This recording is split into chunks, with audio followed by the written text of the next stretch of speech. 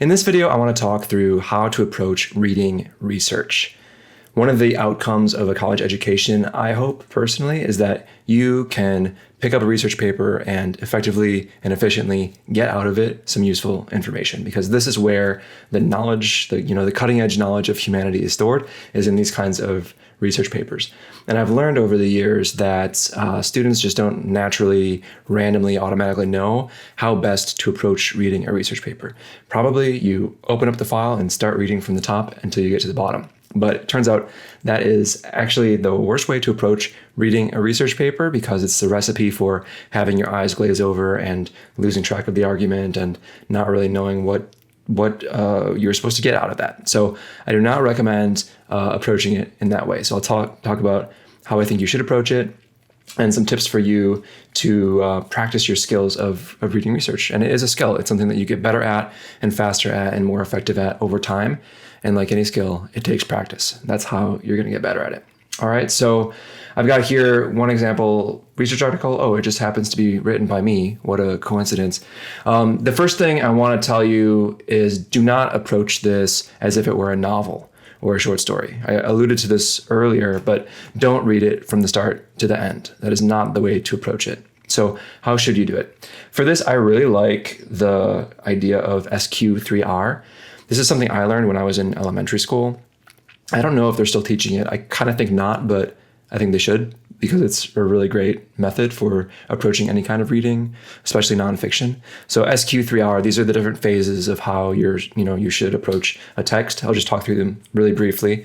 So SQ3R stands for survey, question, read, recite, review. Okay, so survey, that's the first step. This means take an overall look, skim through it, look at the headings, try and get a sense of the organization, really big picture. What is going on here?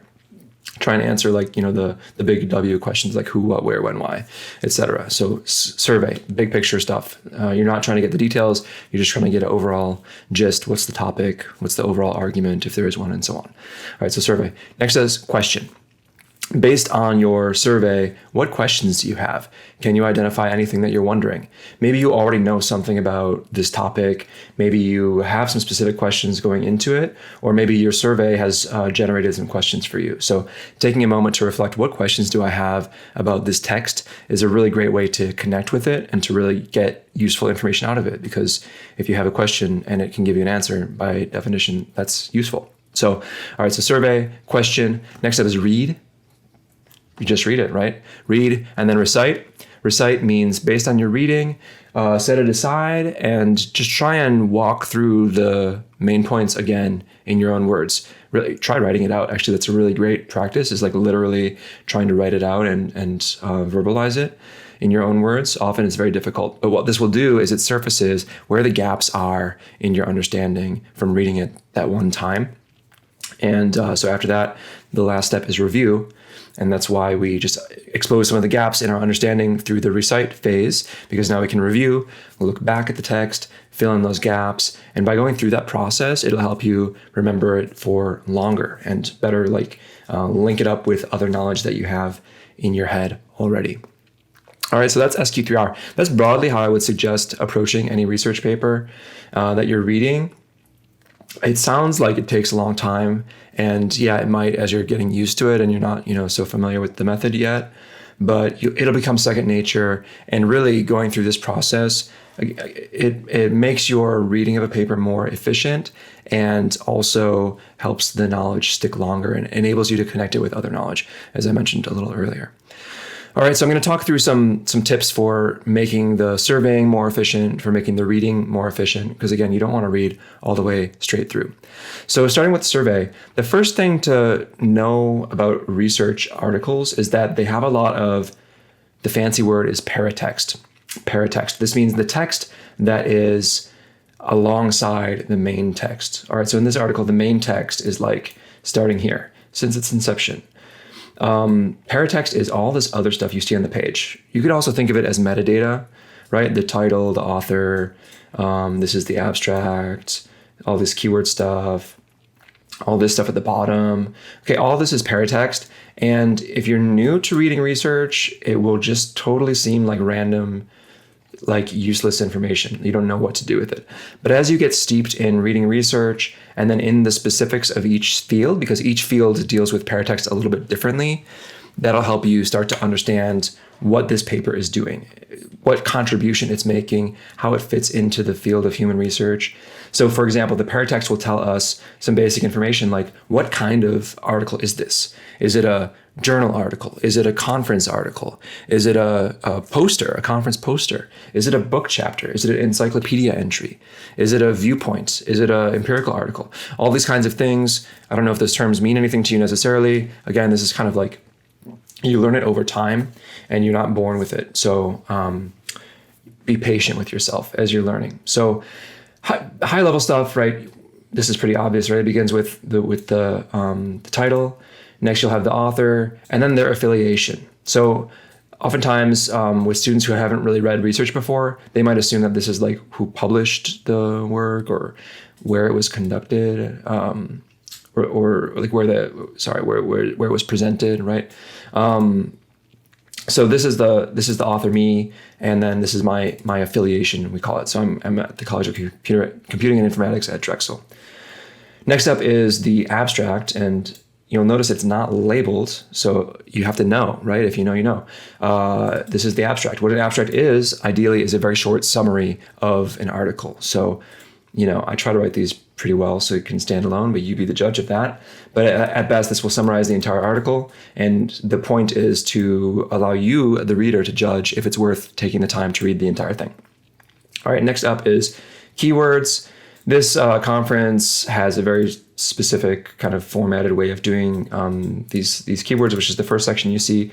And then the author can supply additional keywords. These are useful for you to understand, like, what is the framing of this article, that sort of thing. And then we have the full citation, which is like, when you want to cite it in a paper. Down here, my contact information and licensing information, right, which is also important. Not every work is Creative Commons, so anyways. And then down here is some more other parts of the citation information.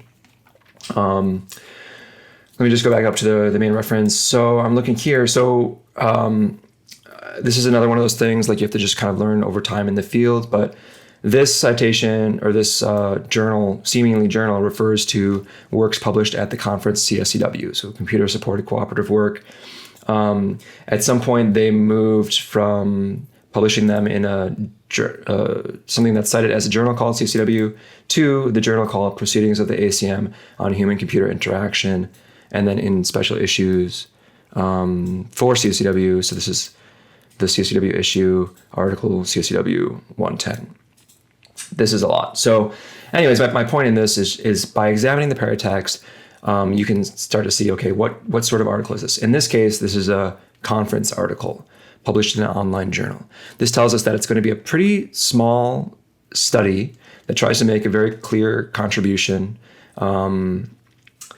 It's conferences are typically, published pretty quickly after the work happens, as opposed to a journal, which might take a couple of years. Conference articles tend to be smaller in scope. I mean, the study that was done tends to be smaller in scope. They also tend to be shorter, although this one is fairly average length. Versus a journal article, which might be a little bit more robust, lengthy. It probably emphasizes more theory, whereas a conference article emphasizes more pragmatic or empirical aspects.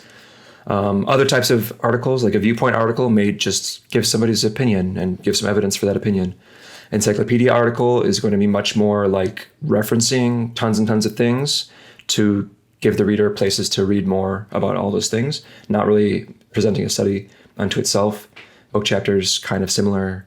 Because books take a long time to publish, they might be more summative or more expansive rather than a very micro targeted thing that you find in a conference paper. So all that's getting in the weeds, so I apologize a little bit. I'm slightly getting off track, but the point here is just make use of this stuff and try and understand, like, what is it telling you? So it might tell you, this one doesn't, but it might tell you where the conference was, where this stuff was presented, when it was submitted, when it was peer reviewed, when it was accepted. That sort of information might be in the paratext, that sort of thing. All right, so first inspect your paratext. Next up is look at the headings. So we have the main title, right? But then we also have a bunch of headings. So you can just kind of skim through and see, okay, what are the different headings? Oh, human-centered design. What do I already know about human-centered design? So even while you're doing the surveying, you can start questioning to yourself. So you can kind of combine the S and the Q. Oh, UX practice. What do I already know about that? Right. So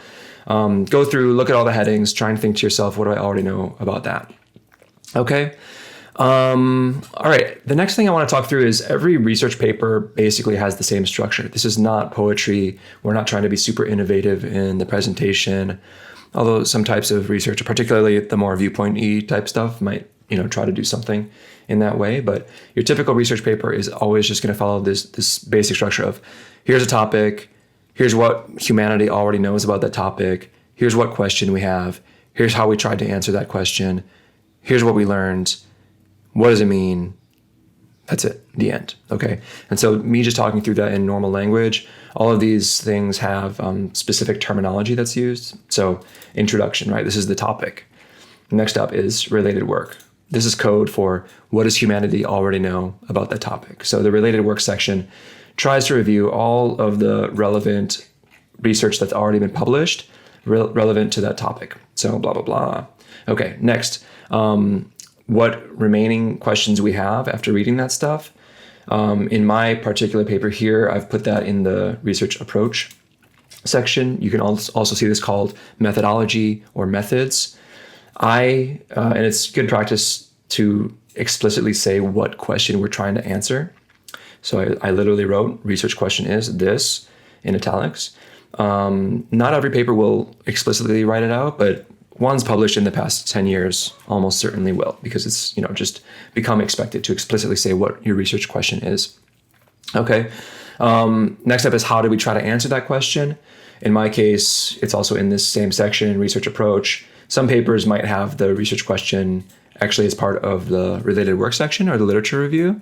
It's, but it'll be somewhere in between this, because that's where it, logically happens in the flow that I was sort of talking through. All right, so our research question, how did we try to answer that question? I talked through the study I did, here's how I did it, blah, blah, blah, blah, blah, all that stuff. This is all how I did the study. This gets into the results, but this is how we still did the study. Okay, and then what did we learn? That's the next topic that will come up. This is always, well, I shouldn't say always, pretty much always called findings. All right, this is what answer did we get to our research question? Oh my gosh, we got these things, cool. And then what does it mean? What do we do with it? What can we do with it? That's always called discussion. You might see discussion and conclusions. Sometimes findings and discussion, they're teamed up together. And that's basically it. So we have our discussion section, and then that's almost the last of it. Limitations in future work sometimes is part of the discussion section, sometimes is a separate one, as I have it here separate. And then conclusion, and that's the end. All right, so every research paper will have that structure, and so you can know that you can expect that when you approach a paper, it'll have that structure. So you can cue yourself up to be ready to receive that information in the order that that I kind of just said. And so this helps you understand, for example, in the related work section, this particular paper, it's kind of lengthy. It's like, I don't know, like 4 pages. That's 4 pages. That's pretty long. That's too long, to be honest. But anyways, like if you're just reading this straight through, by the time you get to page 3, you're like, God, I've just read like so many different things. I'm losing track of like, what did this author actually do? And you might start to get confused and think some of the stuff that I talked about here is stuff that I did in my own study. But, taking a step back and realizing, oh, we're still under the related work section can help you realize that, oh, this is everything under section 2 is other people's work that I'm just providing as context for why I did the study I did in the way that I did it. Okay, so that's the structure of the paper. So know that pretty much every research article will have that structure. And now my advice for how to approach reading, I'd say start with the abstract. Again, a good abstract is going to be a really succinct, comprehensive summary. I personally always put the findings as explicitly as I can in the abstract. Not everybody does. So start with the abstract. That'll help you, again, frame your mind for what you're going to read in the full article. I usually recommend skipping the introduction because oftentimes it's just filler. It just is there to identify what topic. But specific in the field of HCI and CSCW, especially in the past 10 or so years, it's become customary to have the introduction basically be a mini paper. So in this case, I actually followed that formula, and it's about a page of text, and it really summarizes the entire paper in a little bit more detail than you get in just the abstract. So if you're reading a paper in HCI or CSCW from the past 10 years or so, I think, it's a good recommendation. Read the introduction, and oftentimes that's all you have to read. Now, if it's an older paper or if it's from a different field, your mileage may vary. I generally recommend not reading it or reading it last. Definitely not reading it first because it's not the most important information. Don't tell anyone I said that. The first thing you want to do, so read the abstract, get a sense. You want to look for the research question. And oftentimes, again, nowadays, that research question will appear right up in the introduction as I have it here. As I showed a little earlier, it's also down below in the research approach section, but oftentimes you'll find it in the introduction as well. So first thing you want to find, what is their research question? And then think to yourself, okay, how did they answer it? How do you find the answer to that is look at the methods and findings. So I recommend read the abstract, find the research question, jump down to the methods. Oftentimes, if it's a pretty straightforward study, like they just did an interview study, like they just talked to 20 people or something, oftentimes, you can kind of skip the methodology section because it's kind of boring and we already know what it's going to say. In my study here, I used Q methodology, which not a lot of people are familiar with, and it's kind of complex. And so, if I was not familiar with Q methodology, I would probably want to read this in more detail to really understand, like, what did this guy do? So read the methods if you need to get that information, and then read the findings, because that's basically where the actual information is. If you just jump straight to the findings without some of that preparatory stuff, you might just be confused and not really know what's going on, why did they do this, etc. So that's why I recommend, read some of the stuff above first. But findings is going to be where the key of all the important information is. And then once you read the findings, as needed, dip into the other sections. If you're really interested in what they think the implications of these findings are, do the discussion. If you're interested in how does this build on other research, go back up to the literature review, see some of that stuff. Especially if you're newer to reading research, you want to go through the literature review in much more detail because that's how you learn the conceptual space. But if you've been reading research for like many years, you often don't need the literature review sections as much. So yeah, at this point, you can dip into other sections as needed. So that's how I recommend approaching a research paper. I just saw the reference list. So this is also an example of paratext, especially as you learn the conceptual space like of the fields, and you start to get a sense of like, okay, what papers are out there, what are the highly cited papers, and so on. Oftentimes, just looking at the reference list of a paper can tell you a lot about how they're framing the issue, what kind of method they used, what kind of contribution they hope to make. And so, yeah, I mean, in some sense, it's just this list of like a ton of stuff at the very end that we don't really care about. But if you want to become more ingrained in the research community and get a really deeper understanding of research, you can look at this as a sort of as a paratextual element. All right. The last thing I'll say in this video is that oftentimes when you read research, you're coming to a paper with a specific goal. You have some specific need, and that's why you pulled up the paper. If you're reading for a class, it's less so. You're reading it because you were told to read it, and it's good for you. So there, your goal might just be to understand what is the findings, what is the main argument, what is the method, how does this all fit together. But if you are writing a thesis, or if you're doing your own research, or writing a research proposal, or whatever, you might come to a specific paper with different types of goals. Sometimes it's you want to do a study with a similar kind of research question, and you want to learn what were their methods. And so you really want to drill down into how did they do it, and how did they talk about how they did it. Sometimes you are writing a literature review, and you have your main crux of what you're looking at, but then there's all this like ancillary stuff that you just need to kind of mention just to make a connection. And maybe this paper is in one of those ancillary areas that you don't need to know every detail about this paper, but you need to be able to connect it in a logical way.